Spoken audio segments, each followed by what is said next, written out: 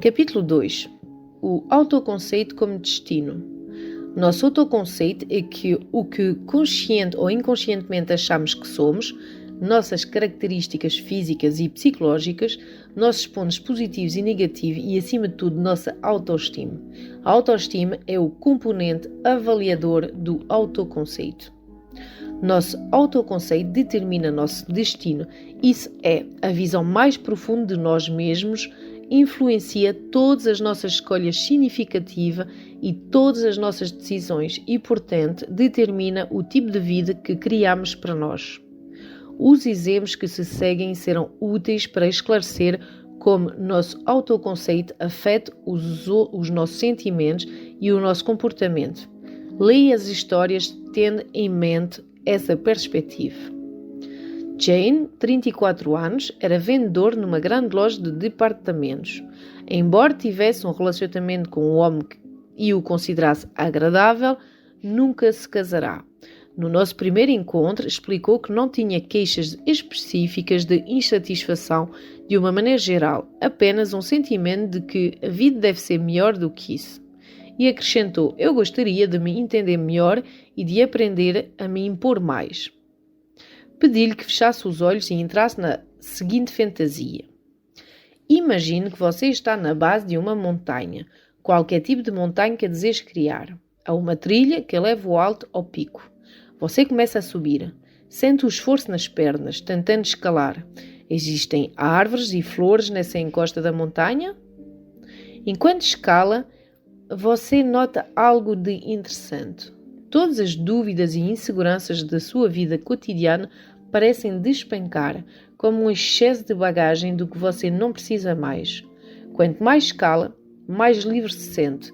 Aproximando-se do topo da montanha, você se sente quase sem peso. Sua mente está clara, você se sente mais forte, mais segura de si, mais do que em qualquer outro momento da sua vida. Imagina este estado de espírito e explore-o. Você gosta dele? E como o seu corpo se sente quando você está tão autoconfiante e tão livre de dúvidas e medos? Agora você está apenas a uns poucos passos do pico da montanha. Você está no pico, olhando o mundo de cima. Como se sente? Qual é a sensação em relação ao mundo agora? Como é ficar sem as velhas e familiares inseguranças? Aproveita alguns minutos para examinar esse assunto. E agora volta-se e começa a descer a montanha. Seguindo o caminho de volta, observe se está trazendo a sua nova força e liberdade, ou se abandonou esse sentimento no pico da montanha. Será que as velhas cargas retornam na medida em que você chega abaixo? E se voltar ao ponto de partida, poderia olhar o mundo sobre um novo ângulo? Como se sente? Que mudanças ocorreram? Você se sente diferente? Depois de algum momento, ela abriu os olhos. Adorei lá em cima. Senti-me eu mesma, embora nunca tenha sido assim. Eu estava solitária e assustado. Ouvi a voz da minha mãe dizendo: esse não é o seu lugar. Quando estava descendo da montanha, senti voltar o peso de antes, mas não totalmente. Alguma coisa estava diferente. E houve um momento lá em cima em que eu estava livre, realmente livre. Sabia que podia fazer qualquer coisa, sabia que nada me impedia, a não ser eu mesmo. Realmente podia sentir isso, vivenciar, não como um tipo de teoria, mas como algo real, algo que eu sentia no corpo e percebia com a totalidade da mente. Quase como um momento de embriaguez. Porém, essa embriaguez não me cegava para a realidade, era mais como ganhar uma nova visão. Mas, sugeri, subir mais ainda poderia significar ir contra a sua mãe? Contradizer a visão que ela tem das coisas? Acho que não ser mais a sua filha. E visto assim, parece uma escolha difícil? Posso gostar de mim mesma, ainda que a minha mãe não goste? Pode? Não vejo por que não. E talvez ela aprenda, talvez ela se adapte a mim, em vez de eu me adaptar a ela. Você já pensou no fato de que quase todas as versões de feitos heróicos começam com o herói deixando o lar e livrar-se da atração gravitacional da família? O objetivo do meu trabalho com Jen era ensinar-lhe maior autoconfiança, consciência de sentimentos, desejos, pensamentos e habilidades, autoaceitação, aprender a não rejeitar sua experiência ou a parar de ser sua própria adversária. E autoexpressão nas ações, autoafirmação, aspecto que se encontra entre os mais importantes pilares da autoestima. Jane utilizou a visão de embarcar numa jornada que a ajudaria a romper os laços familiares e isso deu-lhe uma nova perspectiva. Depois de alguns meses de terapia, ela disse que atingirá a sua meta e a terapia foi encerrada. 6 meses depois, recebi uma carta muito alegre na qual ela relatava que, uma semana depois de deixar a terapia, abandonará o emprego para iniciar seu próprio negócio de vendas de varejo, algo que eu queria fazer há anos, mas nunca tive coragem, e que a sua loja já estava prosperando. Em nossa família acham que as mulheres não têm cabeça para negócios, mas para mim já chega de tantas bobagens.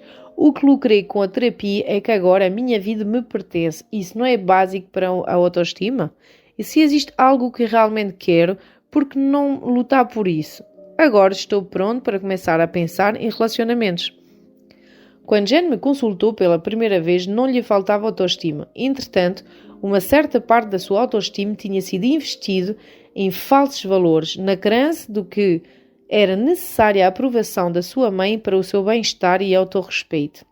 Quando aprendeu a recuperar o seu investimento, a retomar a vida em suas próprias mãos e a viver segundo o seu próprio julgamento, ela aumentou sua autoestima naturalmente e abriu as portas às possibilidades que antes considerava além do seu alcance.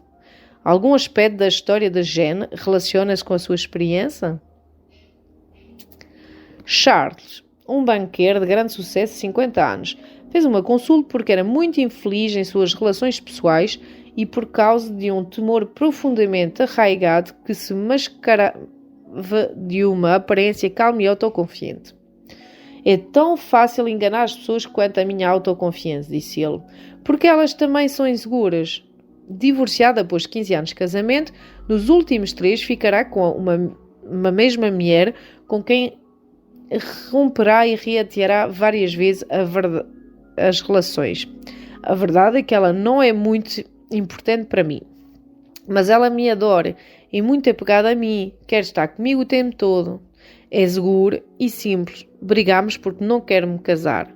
Eu humilho-a, repreendo-a por causas passadas. Ela grita que eu tenho medo de um compromisso. Porque eu haveria de me comprometer com uma mulher que no fundo não me interessa. Mas então, porque estou com ela? O que vi quando olhei para o rosto daquele homem de meia idade, com os cabelos ralos, foi um garotinho assustado, desnorteado, angustiado e que parecia estar pedindo socorro das profundezas de algum pesadelo do passado. Eu estava disposta a acreditar que não era assim que os seus sócios o viam, mas me perguntava como poderiam deixar de perceber a verdade. E pensava que essa espécie de invisibilidade só poderia estar aumentando o seu tormento. Filho único de imigrantes russos empobrecidos, foi criado, segundo contou, sem amor, sem o menor sinal de calor ou afeição e com uma boa dose de brutalidade física. Mas eu sabia que era esperto e que podia sobreviver. Sabia que podia ver coisas que as outras pessoas não veem, como ganhar dinheiro, por exemplo. Aos 14 já estava realizando o meu primeiro negócio de sucesso. Queria dinheiro para poder ser livre. Hoje ganho muito dinheiro. Operar nos negócios é fácil para mim. Não sei porquê, mas é. Os lenços certos simplesmente me parecem óbvios. Em termos de vida pessoal, tentei algumas vezes confiar minhas inseguranças a um dos meus sócios. Ele riu de mim, não quis acreditar, não quis nem mesmo ouvir falar no assunto. Vivo num apartamento de 2 andares e não tenho interesse em amenidades. Sinto que não as mereço. Sinto que dificilmente mereço alguma coisa. Você sabe do que eu gosto em você? Você vê o meu medo e a minha dor e acredite, você não tem medo disso. Não tenta mudar de assunto. E falando nisso, eu disse, me pergunto como é ser um menino de 5 anos vivendo na sua casa. Ficou com os olhos cheios de lágrimas e ele contou-me que isto de fato era terrível. Enquanto falava, a criança que ele era emergia cada vez mais claramente no seu rosto. O que se via era que Charles, quando criança, apesar da sua feroz vontade de sobreviver, tinha formado um autoconceito muito negativo, que era responsável tanto por seu sentimento de não ser merecedor de nada, como por ter escolhido uma mulher pela qual não tinha consideração. Quem era ele para ter o amor de uma mulher admirável? E ao mesmo tempo que se permitia ganhar dinheiro, não se permitia desfrutá-lo. Concluiu que a criança, ou mais precisamente o eu criança, dentro do adulto, detinha a chave para a recuperação da autoestima de Charles.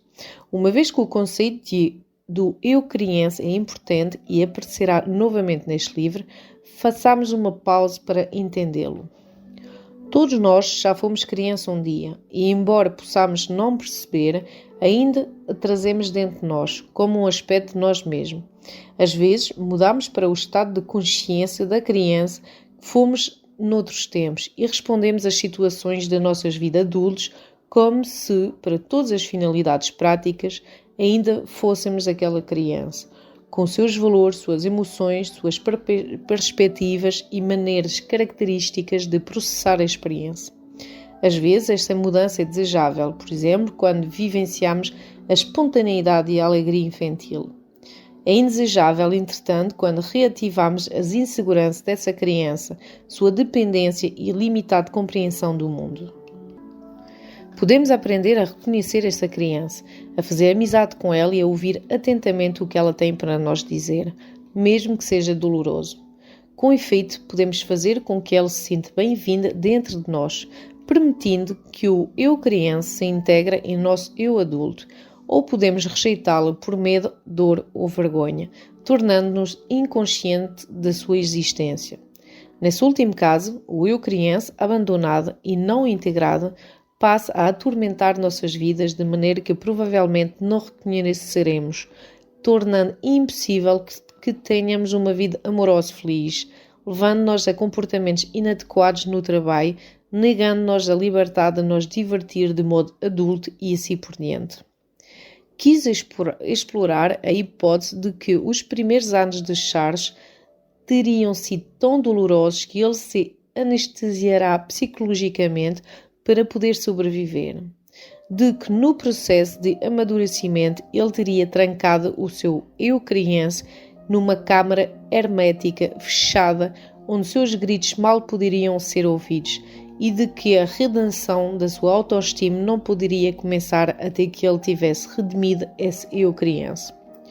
Com seu eu criança sentindo-se rejeitada e repudiado pelo eu adulto, com uma parte dele tão impetuosamente condenado pela outra, não havia maneira de sua autoestima sobreviver ilesa. Nos primeiros estágios da terapia, portanto, concentrámos-nos em orientar Charles através dos anos da sua infância, permitindo-lhe vivenciar em níveis cada vez mais profundos as indignidades, as humilhações e a sensação geral de perigo e caos que moldaram suas primeiras impressões de vida. Isso foi obtido principalmente através de um procedimento em que o paciente completa frases, técnica muito importante em o meu método de terapia.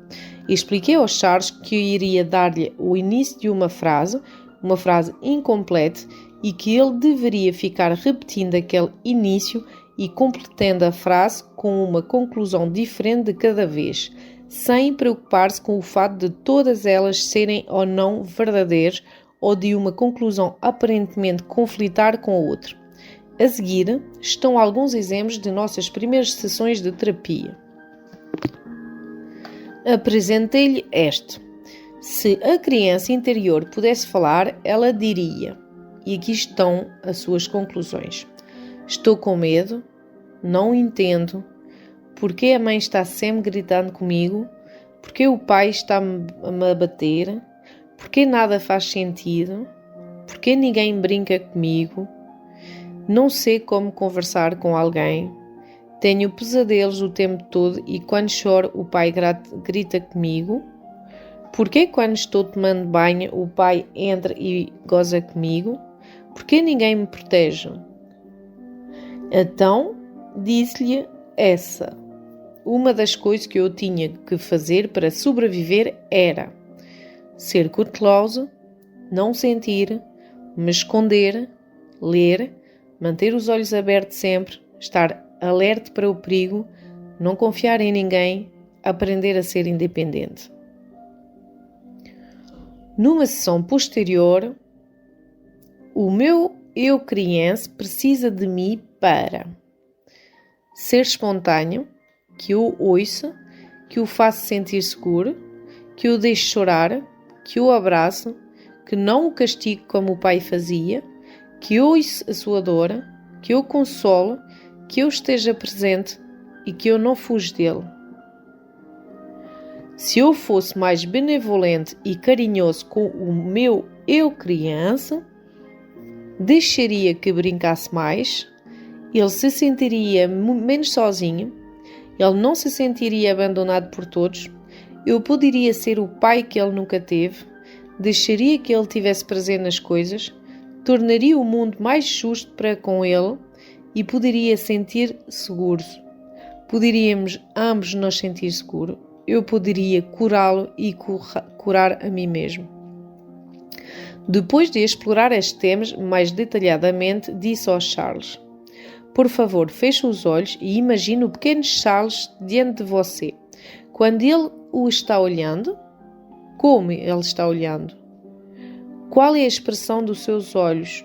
Eu gostaria de saber como você se sentiria nesse momento, se eu o apanhasse e o colocasse no colo e apenas o abraçasse, deixando os seus braços lhe disseram que está segura, que você agora está presente, que ele afinal pode contar com você e confiar em você.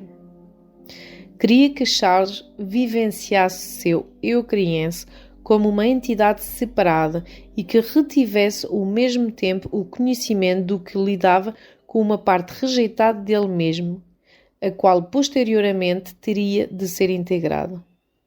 Charles começou a chorar de mansinha. Ele parece magoado, zangado, desconfiado. Parece querer tanto confiar. É uma sensação tão boa, se murmurou. Certo.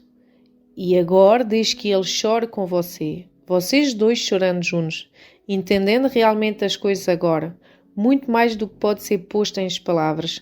Elas não são necessárias e você pode sentir isso.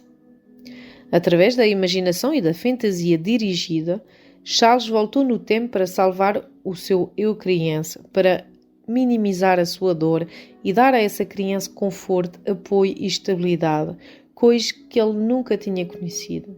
Ao fazer isso, Charles começou a perdoar aquela criança, o seu eu criança, a entender que o perdão não era necessário, pelo fato de que a criança, tanto quanto ele, não sabia como lidar com a vida, que a criança estava lutando pela sobrevivência da única maneira que sabia. E na medida em que essa perspectiva foi absorvida e integrada, a autoestima de Charles começou a crescer. À proporção que sua autoestima ia se tornando mais forte, Charles começava a parecer mais adulto, mais masculino. Seu eu criança acrescentou vida ao seu rosto, em vez de dor.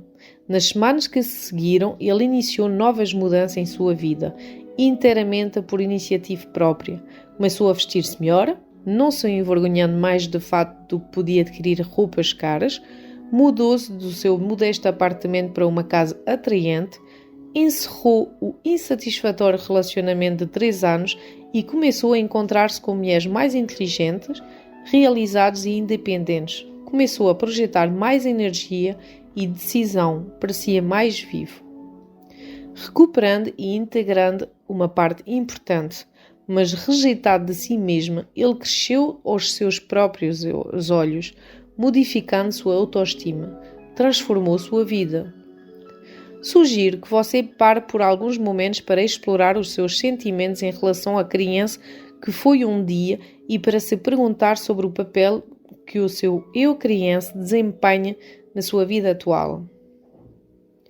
Eva, 15 anos, ia mal na escola. Raramente chegava em casa, da escola ou dos seus encontros nos horários prometidos. Seus pais queixavam-se das frequentes mentiras. A mãe, que me confiou ter sido bastante rebelde antes do casamento, confessou-me: estou aterrorizada. Eva se parece tanto comigo quando eu tinha a idade dela. O pai da Eve, corretor de valores, segredou-me. Eu já fui adolescente e sei o que pode acontecer.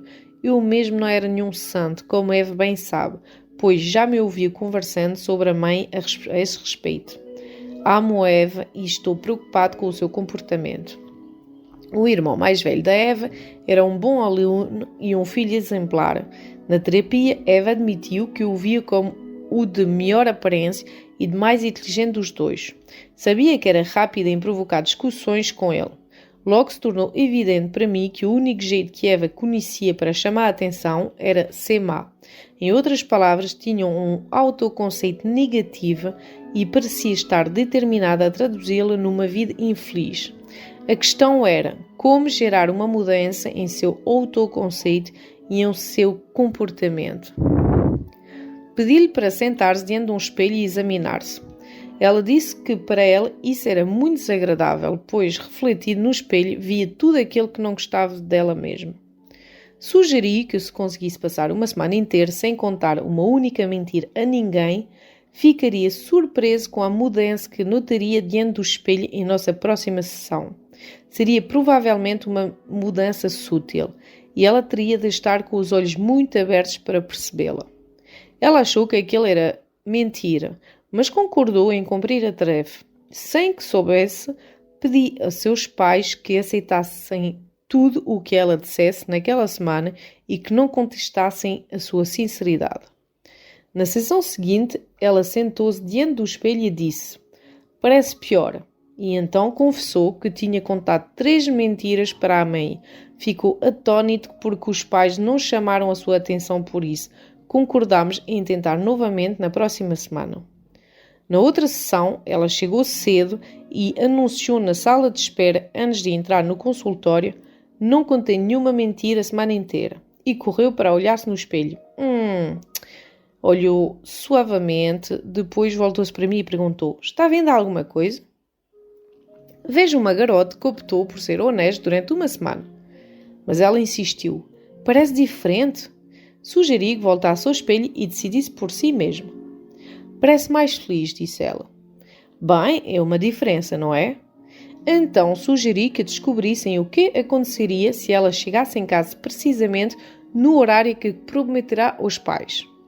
Nossa próxima sessão girou parcialmente em torno dos seus pais. Meus pais tiveram uma briga terrível. O fato não me surpreendeu. "Sobre você?" perguntei. "Não, sobre o relacionamento deles." Ela sentou-se diante do espelho e disse para o reflexo: "Você está vendo o que acontece quando eles não têm você como motivo para discutir?" Fiquei satisfeito com a sua percepção, mas permaneci em silêncio. "Acho que estou ficando mais bonito", disse ela. Era a sua maneira de me dizer que tinha sucesso no cumprimento da tarefa de manter a palavra.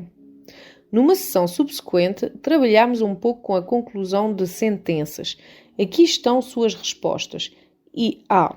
Eu gosto muito de mim, mesmo quando não estou tentando ser como todo mundo, faço o que disse que ia fazer, não fico matando tempo na aula, não faço minha lição de casa, digo a verdade, divirto-me com o meu pai, uso a cabeça em vez de fingir que sou mentirosa, fico fora de encrancas, recuso puxar fumo. Eu gosto menos de mim quando me faço de surda, comporto-me como vítima, tenho ataques para chamar a atenção, como demais, ajo impulsivamente, tento impor minhas opiniões às pessoas, minto, quebro promessas.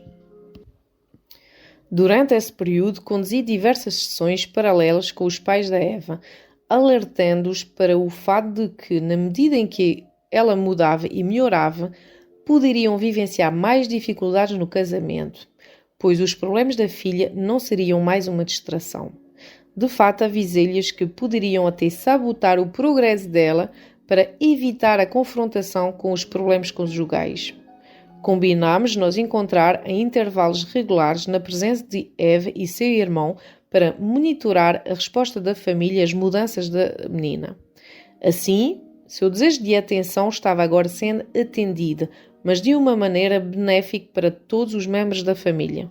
Tínhamos relacionado seu senso de valor, mais o senso de ser cativante, mais a própria visão do seu poder de atração e a sua honestidade e integridade. Na medida em que a Eva aprendia a viver com maior responsabilidade, sua autoestima aumentava. Ela gostava mais de si mesma. Seu desejo de ser mais responsável tornava-se mais forte. Suas notas na escola melhoraram.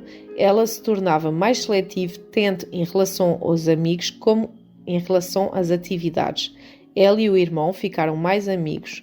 Como um dos resultados do seu tratamento, os pais agora viam como os seus próprios problemas contribuíam para as dificuldades da filha.